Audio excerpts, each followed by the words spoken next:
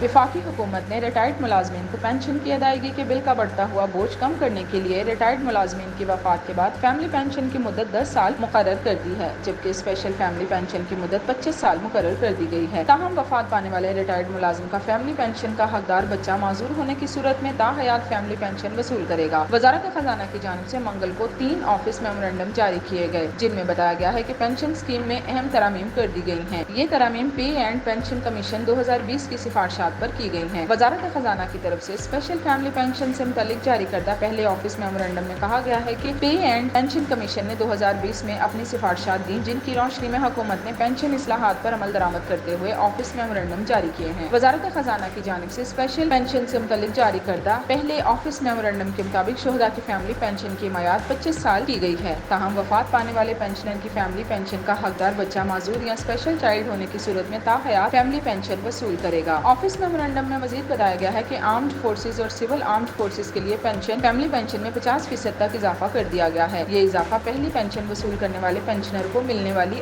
آخری پینشن کی رقم پر ہوگا۔ اس کے علاوہ آرمڈ فورسز اور یہ اضافہ سول آرمڈ فورسز کے تمام رینک کے لیے فیملی پینشن بغیر کسی کم از کم زیادہ سے زیادہ حد کے ہوگا، جو تمام اہل ورثاء کے لیے قابل ٹرانسفر ہوگا۔ وزارت خزانہ کی طرف سے دوسرے آفس میمورنڈم میں معمول کی فیملی پینشن کے لیے میعاد 10 سال مقرر کر دی ہے۔ تاہم معمول کی فیملی پینشن کے تحت بھی وفات پانے والے پینشنر کی فیملی پینشن کا حقدار بچہ معذور یا اسپیشل چائلڈ ہونے کی صورت میں تاحیات فیملی پینشن وصول کرے گا۔ البتہ اگر پینشن کے اہل و حقدار بچہ چھوٹا ہوگا تو اس صورت میں 10 سال کے لیے یا بچے کی 21 سال کی عمر تک پہنچنے میں سے جو بھی بعد میں مدت پوری ہو رہی ہوگی اس وقت تک پینشن ملے گی۔ وزارت خزانہ کی طرف سے جاری کردہ تیسرے آفس میمورنڈم کے تحت رضاکارانہ ریٹائرمنٹ پر جرمانہ کر دیا گیا ہے اور رضاکارانہ ریٹائرمنٹ 25 سال کی سروس پوری کرنے پر لی جا سکے گی، جبکہ اس پر بھی ریٹائرمنٹ کی تاریخ تک ریٹائرمنٹ کے لیے مقرر کردہ عمر کی حد تک کے باقی ماندہ عرصے کے حساب سے پینشن میں 3% سالانہ کمی کی جائے گی، جو 20% تک کی جا سکے گی۔ اس کمی کو 20% پر کیپ کر دیا گیا ہے۔